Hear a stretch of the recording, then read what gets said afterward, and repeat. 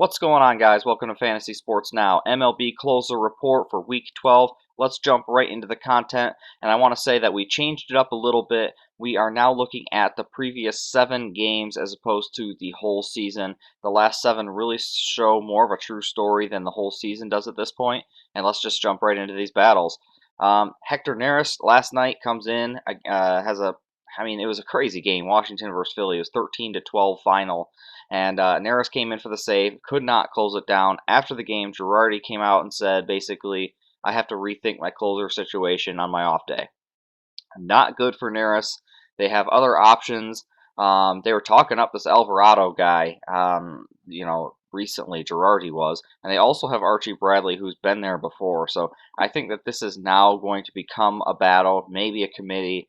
Neris has, unfortunately, seemingly, given up a lot of ground on his what was once a very secure job. So that's probably worse news for people than it is good news, because I'm sure Archie Bradley isn't owned in a lot of leagues, but man, not good news.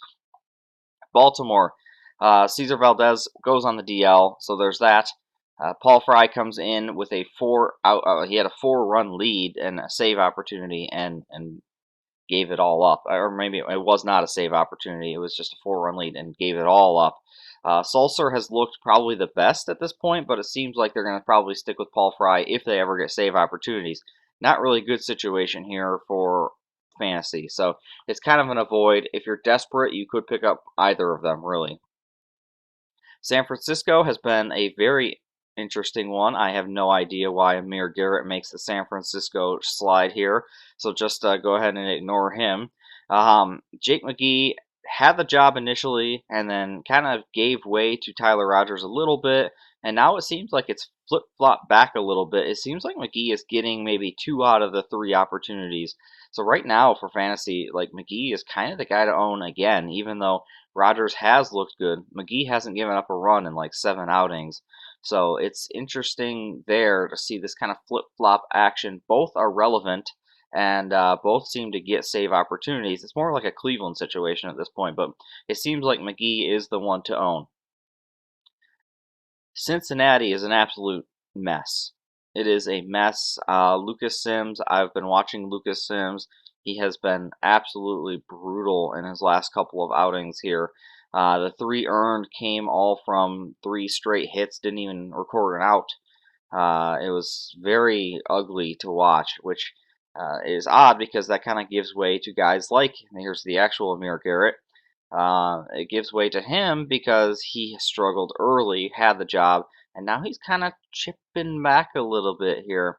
And Tony here is looked good, and then he's looked bad in the closer spot, and then he's looked good. So he's kind of been maybe the best actual consistent reliever, but he hasn't really flourished in the closer spot. So it's kind of a weird one here. I would say that still Lucas Sims is probably going to get one more chance to kind of take this, well, not take it, I don't want to say. If he comes out and really stinks it up again, then this is a full-blown committee. If he comes out, shuts the door, then I feel like the confidence will be back a little bit, at least with Sims. Tampa Bay, full-on committee here, it seems. Peter Fairbanks really had a really bad week. And I guess it's not fair because Diego Castillo did as well. Fairbanks was getting the save opportunities, and he blew the one, as you can see there, and it was ugly. Like, he just did not look right this last week, and I don't know what's going on there. So I think that in those situations, a guy like Castillo could have swooped in and like taken some of that and potentially taken that job back, but he also pitched poorly, so it's basically a full-blown committee again. They have the Fire Eisen guy who's kind of slots in here, but I don't really see him taking the spot over either of these 2 guys. But, I mean, if they keep pitching like this, he certainly will, so we'll keep an eye on it. Of all of the teams that I should probably have, a clear leader here, I think it's Trivino. Dykeman has been okay. I mean, I think that if you look at just the last 7, he gave up a run. Okay, it's not a big deal. Trivino just has been much more dominant, and he's getting all of the opportunity, and that's really all there is to it. So own Trivino if you can. Minnesota, Rogers and Robles, full-blown committee still. Robles did struggle a little bit this last week. He did get the save opportunity. He's the guy. he doesn't pitch as well, I feel like, as Rogers does, but he does seem to lock the door, and he does seem to not blow saves often. So, as a manager, I don't really care if you give up a couple runs as long as you do your job, then that's what I care about. So these two seem to be still in this committee. Rogers is probably, 1A and Robles is 1B or something like that, if you will. So, like, they're probably going to go to Rogers. If this is the World Series, they're probably going to go to Rogers first and then Robles second. So, Kansas City, also a mess. Man, I honestly thought Kansas City would be a little bit better than they are. I thought that they'd probably have a little bit more save opportunity. The problem is Greg Holland he's not that good. Like I would say, he's not good. He's obviously a major league pitcher, but every time he goes out there, it's just like, well, this is a winnable game. Oh, he's going to give up at least one run, and that seems to be a trend that continues to happen.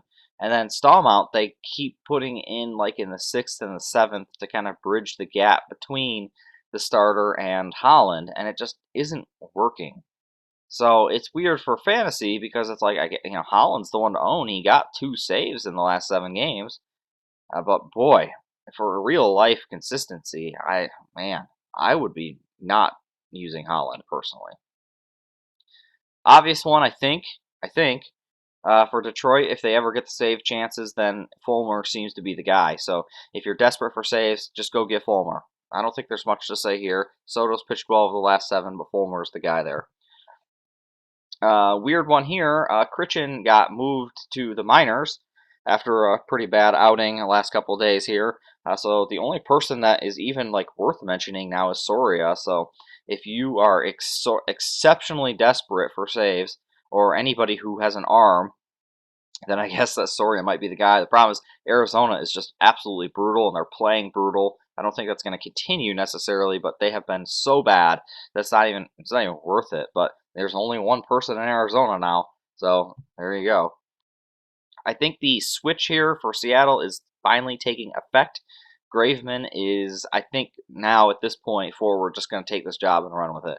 I think that's it. I think Montero just has not been up to snuff, and Graveman has been absolute domination. Yes, he's given up a few runs since he's returned. He did actually technically blow a save, but he's just been so much better than Montero. I would probably consider picking up Graveman, especially if you have Montero. I would switch him.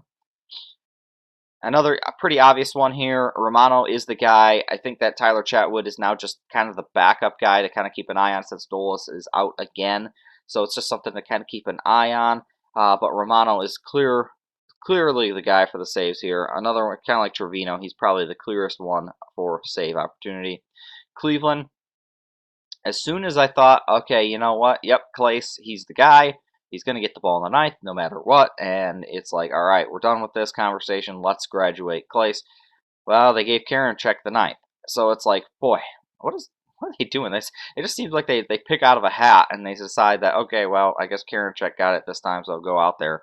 And Clase just so happens to have his name drawn out of the hat more often.